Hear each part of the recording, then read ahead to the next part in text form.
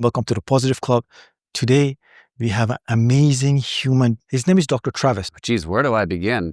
Before I was a chiropractor, I actually was a massage therapist. And so when I went down that route for many, many years, that was a big, big change from going from an RMT to a chiropractor. So in my 20s, I was a mess, like not a good kid, getting into trouble, getting into drugs, alcohol, everything, you name it. I'd done it all under the sun, seems like. So I was living a great life because I was also a drummer, and I met one band 10 Ways from Sunday. They asked me to join them, and I was completely honored. Like, let's do this. Let's give it a shot. So fast forward about 7 years, we were with each other, best friends. We lived in a van practically for a month too. We toured across Canada and back. And I remember that we got stuck in the snowstorm one time too. And we all had to just sleep in the van, stuck in a snowstorm, middle of the highway. This is outside of Saskatchewan for probably it was 2 days until the snows plowed. But it took a toll on my health over time too. So by the time I was getting to the end of everything, I decided, hey, I got to do something with my life. I'm going into further debt, by the way, because I'm paying to, try and make myself live across Canada and back living in a van. And I decided to become a massage therapist. And I can owe this to my dad. And I got a lot to talk about to my dad too, because he is a chiropractor. And that's kind of where the journey ends. So thanks to my dad, he was the one like, hey, son, you can't do this band thing forever, right? If you don't go to school, I swear you're going to go into further debt and you're going to deteriorate yourself. And he was right. I had to think about that too. So I took his word big time. And I'm like, you know what? Don't think I'm ready to do what you are doing, Dad. I don't think I'm ready to become a chiropractor because it's too much time. I have to go back to school. I wasn't ready to do that. So I decided to do the massage therapy instead. So it was around 2006. I quit the band, and that was probably one of the hardest things I ever done in my life. Because think about it, you're hanging out with 4 other guys. So I had to let that go, and it was worse than breaking up with a girlfriend. Mind you, I broke up with a girlfriend at the time too, and it was hard. It was like I was devastated. I think I still am carrying a little bit of that with me too, because these are like your brothers. So I did it. I left and I went to school to become a RMT. And at the same time, I met my beautiful wife, Dominique. This is my soulmate. Yeah. I love this woman. So talk about that, juicy stuff. Yeah. So I was working in a bar at the time. I'm out there just taking the dishes away from the tables. And there's this girl through a mutual friend sitting there. And I say hi to her friend because I knew her, but I didn't know her. I didn't know my wife at the time. And she's staring dead, like right down my soul. She's just like watching me go. And she told me later, it's like, who is that guy? Like, I'm going to get that guy. She had a mission. And the mission's pretty funny too. Fast forward, she was always coming to the bar every now and then. Every weekend she was there with her friends too. And so I kept seeing her. I'm like, who is this girl? Like, she's definitely got my eye now. And we actually met again through the mutual friend, but it was on a beach. It wasn't at the bar. And we talked and talked and talked like until I think the sun went down. Her friend was there with us, but her friend ended up falling asleep at the beach for like 4 hours. We kept talking and talking. And at the end of the night, I just had to drive them home, and we really hit it off. So she calls me up the next day. This is when Facebook started, by the way. So Facebook, she starts stalking me on Facebook, messaging me and like, hey, what's going on? What are you doing? And I'm like, oh, nothing, just hanging out at home. Parents are away. I got to do a bit of house sitting and make sure I'm taking care of the cats. She's like, I'm coming over. I'm like, oh, okay. You guys kiss on that floor? I don't think we kissed until she came over. So she shows up at the front door, the big giant bottle of Magnum wine. And I'm like, oh, hi. And she's just like, hi. And I'm like, that was it. Seconds later, we hooked up, and that. So it was just like we were both very young, very excited. We both got out of like really long relationships too. I wasn't looking for anyone, nor was she, but she caught my eye, caught her eye, and she was like very determined just to. So I knew it was definitely a cool, fun connection. We were young, we were fun. And that's what she brought to the whole relationship, was just young, fun, energetic, outgoing. I was very in myself. I was an introvert. She was the extrovert. She just talked to everybody, social butterfly. So she brought that out of me. I'm still an introvert at heart, but I went through a whole learning how to be an extrovert because of her. How did it feel being around her? We were just so down to earth with each other, casual, so comfortable. So she's my best friend, right? And so it was, if we fast forward a little bit from the first time that we met, she went through a whole series of trauma, right? So when I met her, her house burnt down, right? So her house caught fire, and I think she lost one of her dogs too. And so they had to find a place to live. And this is why she was with me a lot, because she couldn't go anywhere else, right? So she was staying with me when her house was getting repaired. And at the same time, her father ended up passing away. She had 3 brothers when she was very young, and they all died in a car accident. At age, she was probably about 6 or 5 or even younger, if I could remember. So her dad went into this very, very deep depression and went to alcohol, of course, and that kind of threw him off the deep end. So he ended up passing away not long after the house burnt down. Since I remember what really actually stuck with me was when I was saying goodbye to her dad. He shook my hand. He couldn't even speak at the time. Could barely breathe. He shook my hand and he gave me a wink. And it's just that was the pass off. He was happy that I was in her life. She came out of a bit of a relationship before. So if we fast forward from there, 5, 6 years, we got married, and I was an RMT, of course. The lifestyle that I led really led to a lot of pain and dysfunction in my body, right? Because I was not taking care of myself too. I ended up having severe lower back pain. It's all the lugging that I was doing with equipment, being in the band. Every day we'd be hauling stuff around in and out of the van. That really took a toll. So that started to build up, and I was really in agonizing pain. And I couldn't keep doing the RMT thing, because if anybody knows what a massage therapist does, they're leaning over patients for 8 hours a day. And that was very hard for me. So I couldn't do the RMT thing anymore. And of course, I was always thinking, well, my dad's a chiropractor. I see a good lifestyle that he has. And actually, this brings me to a quick story too, a side story. When I got hired at a chiropractic clinic as a massage therapist, this guy, Dr. Daniel Dubois, out of Healing Hands, Port Moody, he sits me down. The first thing he asked me, he's like, so why didn't you become a chiropractor like your dad? And I'm like, so of course that spark is going to come to surface. It took me a long time to go through some healing. Even though I was deteriorating physically, I was healing a lot more mentally from my past life through the 10 years, right? So I told Dom on the way down to my sister's birthday, we were driving in the car down to Vancouver. It was 2015, around October. And I'm like, Dom, I think I'm going to become a chiropractor. And she's like, really? Chiropractor? You have to go back to school for 5 years. I'm like, I'm ready to do it. One of the best things is to make people feel good throughout your day. Even when you're talking to somebody, you make them feel good. You get goosebumps down the back of your spine. That happens all the time. So I wanted to become a chiropractor. And the craziest thing is that at that dinner table, my brother-in-law, my sister's husband, turns to me. He's like, Travis, think about becoming a chiropractor. And I'm like, get out of town. Really? Me too. I just said that. I literally just said that in the car on the way down. So we're both very inspired by my dad, of all the good traits that he had, and just who he is as a chiropractor. Yeah. So basically, Adam, he thought New Zealand was great. They have a great school there. And I'm like, let's do it. 100%. We shook hands, had a beer. And then fast forward 1 year later, we all land in New Zealand. My wife, my sister, my brother-in-law, and myself. What I like about this is your wife is so supportive. Yeah, she's incredibly supportive. It's hard when you're a mom, because she's at home all the time, right?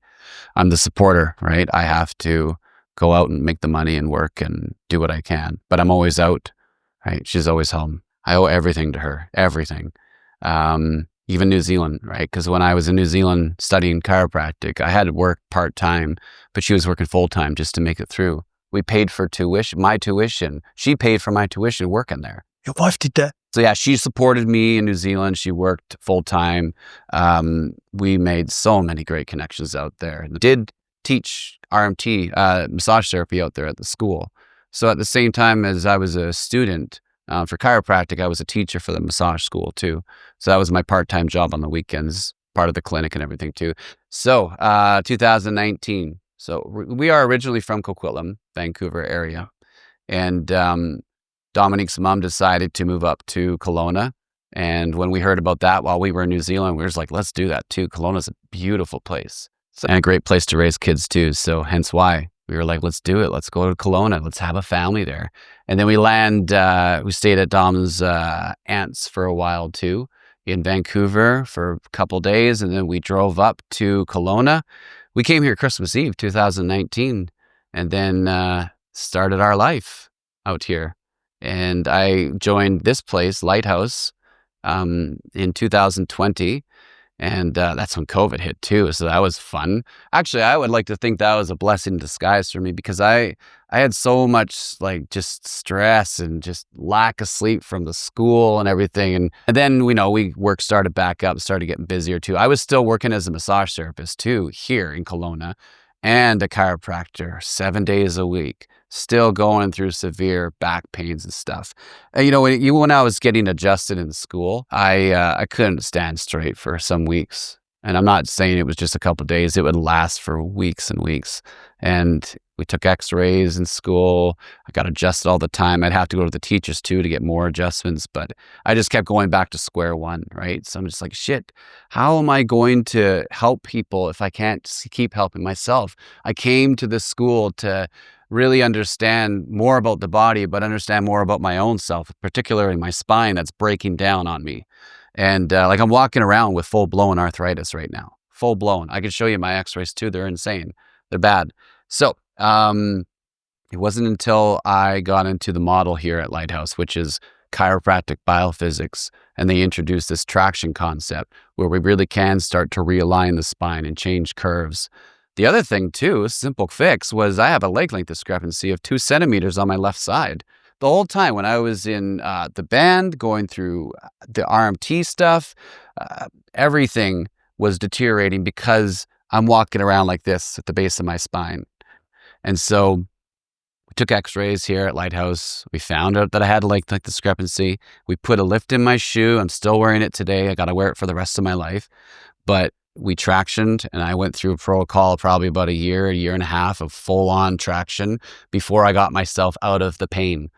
And now we know that it's like bone-on-bone arthritis in my lower back, L5. That's my disc there. And I'm deformed too, so there's like a scoliotic curve happening. So yeah, we did the work, and now I'm sitting here at 43. I just had my birthday too, and I could do things that I couldn't do at 33. I can go to the gym. I could lift heavy. I could run. I could ski. I could drum because I sit down a lot when I drum too. And most important, I can play with my kids. I can lift my daughter up. So basically, being a chiropractor changed your life. Did. I didn't even think it would happen. I thought being a drummer would change my life. Being a chiropractor made me a better drummer. And that got me more serious because I started studying more about the body and more about the brain. And I'm like, holy crap, like the more we move with our bodies, the more nutrients that is to our brain. Right? Talk about that a little bit. Yeah, so you have nerves inside every single joint. So let's talk about the spine. If your spine gets really locked down, we call it a subluxation, right? But really what's going on is your brain's trying to communicate through those nerves. So when you're locked up or subluxated, as we say, in any parts of the spine, that brain cannot send energy through the rest of the body. Your organs are on the butt end of those nerves, right? So the organs will start to dysfunction if they're not getting the right energy from that part of the nerve. Out of the lower back, like sciatica, you've heard of, right? So your sciatic nerve is going down the legs, supplying all the information to your muscles, to your joints, how you move, balance. Those same nerves coming out of your lower back, they go to your pelvic floor organs too. So if you cut off the nerve root, yeah, you're going to get inflammation and back pain, but really it's blocking energy from the brain to the rest of the body. Every single tissue, cell, organ in the body is controlled by the power of this guy up here. And if you shut off energy because you have poor posture, you're going to affect things like your organs too. What are some of the ways that you can avoid somewhat and fix it? Chiropractic. It's a lifestyle. That's why I can do the things that I do. We talk about misalignment. So head forward posture, very, very straight neck, right? So the more forward you come with your neck, the more that's pulling on your spinal cord. What the chiropractor does, the adjustment, is it unlocks that joint. as simply as we can say it. Gets the pressure off the nerve so the body can start responding. But the problem is, and this is the whole thing about traditional chiropractic, is we all go back to that same pattern. Right? We go back to our head forward posture. How do you avoid it? Like once you get adjusted, what do you have to do to upkeep? Because you have to do something to upkeep. Exercises. So everybody will benefit from this. This is just basically called a prolordotic, and this is a great exercise we can do at home. Just take any band, put a cloth around it, make sure it doesn't break, and just forward with the hands and back over the neck. It feels fantastic. Nice stretch you can do. If you had this next to your office, your desk, man, this would be something you want to do every 20 minutes. So every 20 minutes you do that? Yeah.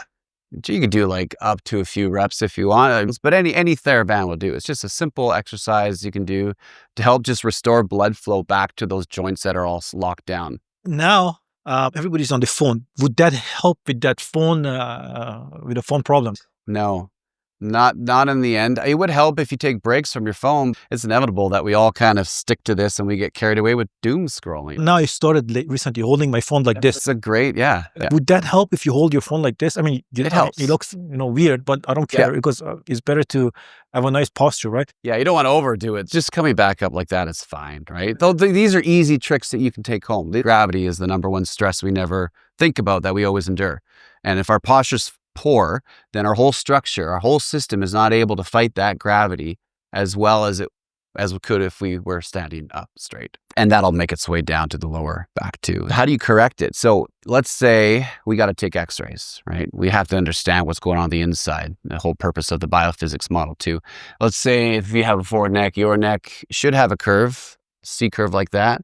And over time, your neck starts to do that. And it's stuck like that now.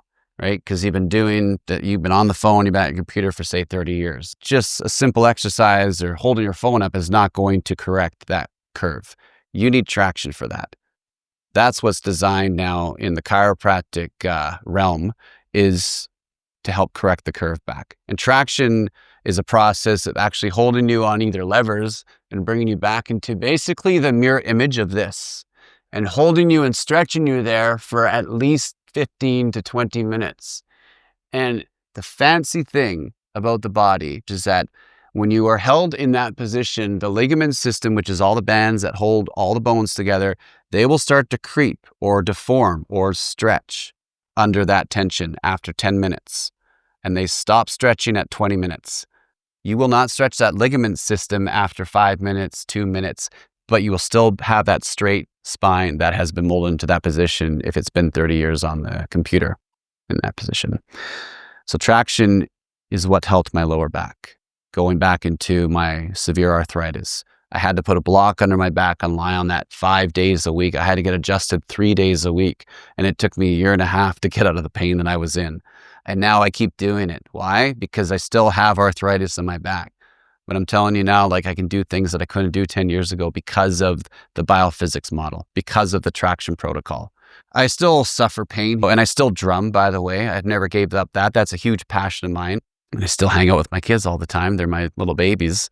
So I need to still keep up with this to help my spine move the way that it can, to make sure that all my channels are open and the brain's communicating through my body. So things like my organs will not break down in the end. Talk about some of the preventions that people can do. Yeah. And then, we get back to your story and make it. Yeah. So the first thing is being aware, correct it, right? Like, give yourself breaks from being stuck in one position. Because remember how I said, this is the key. Remember how 20 minutes is what it takes to change in traction?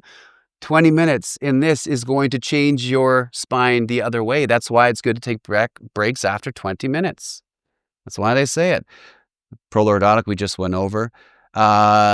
Another simple concept is just roll a towel. Like, if you just put your hands together like that, that's the thickness of the towel, of a rolled up towel that is good for your spine, according to your anatomy. And if you're stuck forward and you find that you're getting rounding in the upper back, take that towel horizontally and lie on that for 20 minutes, right across your shoulder blades up, facing up like that. And what I'll do, it'll push the rib cage forward and bring your head back like that. And that's a simple way that you can apply that traction style at home. Very important. And do your Shavasana after yoga with that too. So simple concepts. If you guys want to know more, come on down to Lighthouse and we'll tell you a lot more. You shared something very interesting with me a couple of weeks ago. I did. And let's talk about that. Yeah. So I'm adopted, and pretty cool. And I was adopted into a beautiful family, like a nice, well-off. Again, dad's a chiropractor. Mom was working too at the time when we were teenagers, but she had the stay. She was the stay-at-home mom when we were younger too. Um, so I came from a really hard family, and my biological mom was 13 years old, I think, when she had me. Right, so she was with a guy who I came to believe that was no good. He was a piece of work, and he was in his early 20s. So I was adopted because of that. My mom was too young to obviously have me and keep me for herself. And there was, I think she had a bunch of siblings as well. I think it was up to 5 or 6 too. Being adopted into a beautiful family, I was probably brought up very nicely, very right, but still I was a bit of a rebel because I knew I was a black sheep in the family. I think that's kind of what led me down that path too, to doing some bad stuff for my health later on. But of course, I was always interested to figure out who my bio mom and bio dad was, but I never really thought it was important until my wife told me herself. That's like, aren't you curious, Travis? That kind of dawned on me a little bit. So this was actually in New Zealand. She kept asking me and asking me, like, let's do it. Let's find her. Like, we just need your permission, Trav, to give us the go and we'll work for it. So again, this is all thanks to Dominique.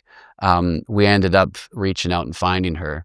And it was my mother-in-law who actually found her on Facebook through the names that we were given. And she's like, hey, is your son Travis Robson? Through a Facebook message. This is my mother-in-law texting my biological mom. My bio mom was like, I'm sorry, who are you? And then silence for 6 months. And then she messaged her back. It's like, hey, tell me again, like, how did you find me and how do you know my bio son? So right there, it was like instant, yes, that is my biological mother. And she's like, well, he's been brought up in a really great family. And I just wanted to let you know that he's in great hands. He's actually in New Zealand right now studying chiropractic. And he has a wonderful wife who is my daughter. And he's interested in meeting you sometime. It's like, yeah, I'm ready for this. I am ready, right? I'm doing this chiropractic thing. We can figure out everything when we come back to visit. So it was the year before I graduated. We went back in December. And I met some other members of the family as well. But this is kind of where it gets crazy. I thought I had, well, let's just say I had also 2 sisters from that side of the family, from the dad's side. And so I came back and I was able to go for dinner with the 2 sisters from my dad's side because my bio mom told us who the dad was, and this is his contact and stuff. And my bio dad was actually living by the river. He was a homeless guy and into drugs and all bad stuff too, right? So he was living by the river where my wife worked at, called Sam's Pub in Coquitlam, or Port Coquitlam. And I ran into this guy outside of the pub when I was picking my wife up. And this guy gave me such an interesting look. And he leaned over. He's on his bike, and he's a homeless guy. And he's like, "Hey, you!" And he's like, he looks at me down in my soul. That caught my attention. It's like, whoa, this is a deep look, and I feel like there's some weird connection here because I never forgot about that moment. So he's just like, "How's your night going?" Yeah, and I'm like, "Yeah, yeah, good, yeah, okay, have a great night." And that was it. But it was just the look that really stuck with me. So we fast forward, and then we go out for dinner with the daughters of my biological dad, who are my apparently biological sisters. There's a lot of quotes I'm doing, I understand. And we'll get to the reason why. And so they told me about, dad was, he fell like really short to drugs and crack cocaine. He's living by the river and he passed away. And they found his body by the river. I'm like, whoa, that's crazy. I'm really sorry. And then I was shocked too, because I was like, damn, I was hoping to find my biological dad too, to really understand like where I come from, because my bio mom is Métis. So there's a bit of Métis in me as well, Indigenous and French as well. And my bio dad, I need to understand like where I get the tallness from. It actually was from my bio mom. She's very tall. She's 6 feet. But I want to know where I get more of the the European style, because I know that I had a little bit of that in me. I was thinking maybe it was like kind of Viking. I was hoping it was Viking, and sure enough, it was Viking, which is pretty cool. I'll go with that. But so, anyways, going back to the dinner, um, they showed me pictures, and they were talking about that he passed away by a river. Turned out to be this exact same river that was right next to it, Coquitlam River, right next to the pub. I'm like, holy shit! Like, really, I swear, I met a guy who was on a bike, and he did this lean over, and they were like, as soon as I did this gesture, they were like, that's dad. I was like, holy shit. Holy fuck. Right? So I just like goosebumps down my back, goosebumps now as I'm talking about it too. And I'm like, I swear I crossed paths with him. And I think there was some sort of reason why. And that must have been the reason. So crazy, eh? How I feel now, like just blown away, goosebumps, in shock, more shock than anything. So anyways, fast forward. Let's we get back to New Zealand. I graduate. We come back home. We landed in Kelowna. So talking to my biomom back and forth on social media. We did our first FaceTime. That was crazy. First FaceTime. What were you thinking about the night before? Nervous. FaceTime calls. I couldn't get it to me to call her mom. Couldn't do it at the time because I grew up with such a wonderful, like my parents are my parents, my adopted parents, their mom and their dad, and they always will be, right? Because it was from day one they brought me in, and well, day 3, I think it was the 3rd day that I was brought into the family. And she's like, well, there you are. And I'm like, there you are. Finally got to meet in person too. And she's just great. She's great with kids too. Like my son was just a very little guy. He was probably about 1, little toddler. She was so good with him when we finally met her in person. She's tall, like 6 feet, 6'1" or something. Looks like a jungle lady. So I'm like, okay, well that's that. I guess that I get that kind of quirkiness from her. And we talked about my dad passing away and stuff. And the most beautiful thing too out of this whole story is my biomom meeting my mom, right? And so when they met, they just teared up, and they hugged each other. And I just saw, like, I couldn't even see their faces. They were like hidden in each other's arms in front of us. And my sisters were there. My sisters, the family that I was adopted to, I have 2 sisters, and they were both there, and they were tearing up as well. And my mom was just like, thank you so much for giving me a son. And my bio mom was like, thank you so much for raising my son. That's a lot, eh? Yeah, there's more. Talk about it a little bit.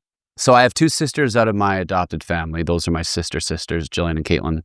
My mom and my dad, of course, are my mom and my dad and my adopted family.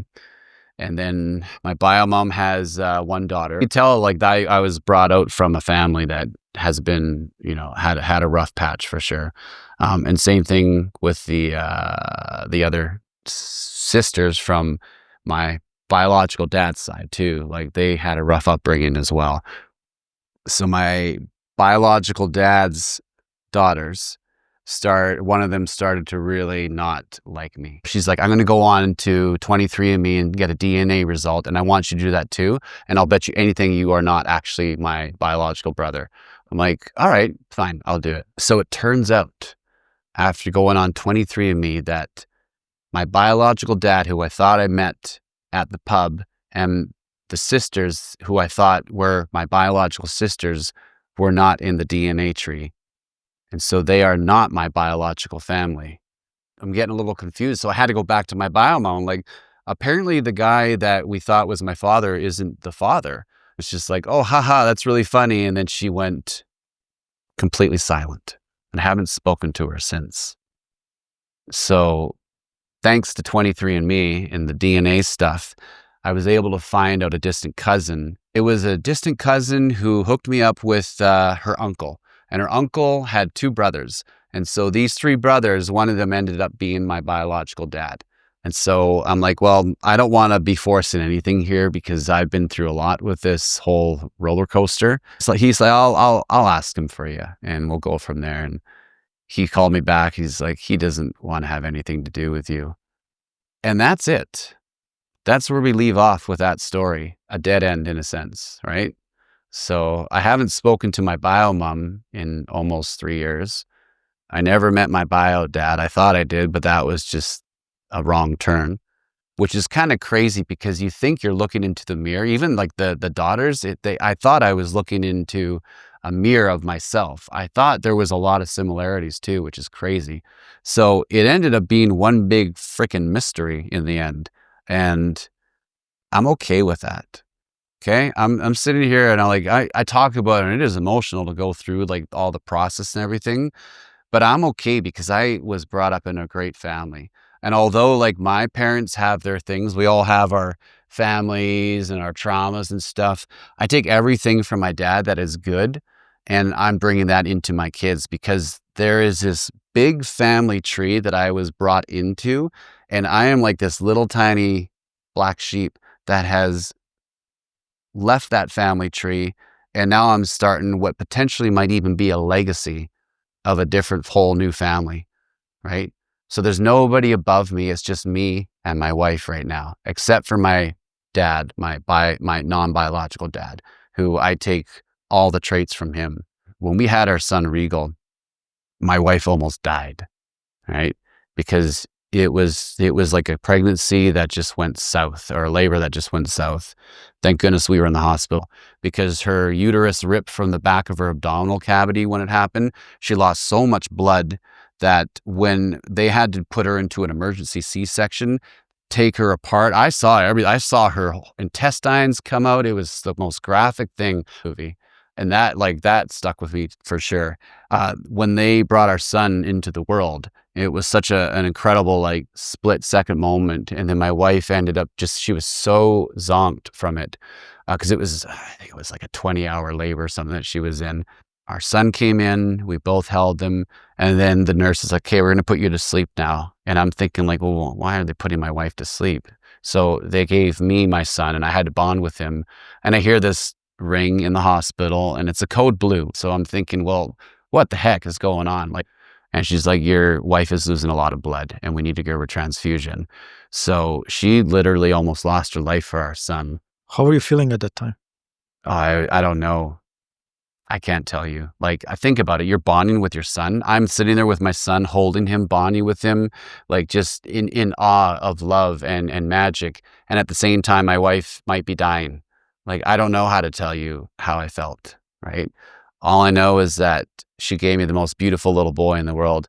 Mind you, I did want a girl at the time, and she gave me a boy. And then I realized the boy was what I needed in my life, because it was because of him that I found faith. I'm like, okay, I gotta turn to Christ and faith and all that. So that's what brought me to that. And then fast forward a couple of years later, I had my daughter. And of course, I've always wanted a girl. And here we are. So I have the most beautiful little children. We're the happiest little family. And I owe this all to my wife, because if it wasn't for her, I wouldn't be a chiropractor. I would have gone down the deep end after I broke up with the band. I wouldn't be a dad, obviously, and I wouldn't be here talking to you about this for sure. Yeah, I owe it all to her. I owe everything to her, and I hope she knows that. They keep saying behind every strong man, there's a strong woman. You went from the crazy phase, which we all do, most of us do, Yeah, right? most of us. And then you went through ups and downs, and your story has so much arcs. That ends too, and I'm okay with that, because Yeah. it's just like you got to keep Yeah. going forward from those too. I think what are some of your advice as someone who has gone through so much? Yeah, sacrifice is a big one. I think that's the theme of this whole thing. Just help others. Put others before you. The saying, put your neighbors before yourself too, right? But help people if you can, and talk to people. Kids will change you, right? I was all about myself and ego and building up my own self until I had kids, and I realized it wasn't about me. Never was about me. It was about them. And that's a big thing. It's not about you or me. It's about everybody that we put our hearts to around us, because without that, how can humanity move forward from there, right? What is your recommendation to somebody who wants to be a chiropractor and they're just starting out? First and foremost, find a good school. I say the word subluxation. That's a big word in chiropractic. I do recommend that you find a school that teaches that style, the traditional style of chiropractic too. But if you really want to get motivated, it's really about helping others. And it is a fantastic career, because you learn so much about yourself. No matter what school you go to, you become so much more than who you ever were.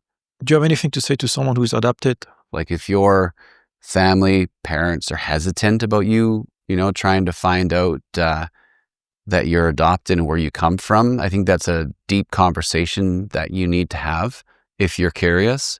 But if you're curious, go for it. Like, how else would you find yourself? I'm happy I went through all that turmoil and roller coaster, and I don't mind that it came to a sudden stop, and I don't know where it's going to go from here. That's the beauty of it. It's like there could still be a lot more to explore in that, but I've come to respect people's choices out of this too, right? If they don't want to move forward from there, then I'm totally happy with it. And I think I'm at a good place too, because again, I'm in my 40s. I'm far more mature than if I were in my 20s. If I met and went through that whole process in my 20s, I would have gone down the deep end because I probably wouldn't have been able to handle it, right? Do you have anything you want to say to your wife? You can look at the camera. Yeah. Dominic, you are the greatest thing that's ever happened to me. I think you know that.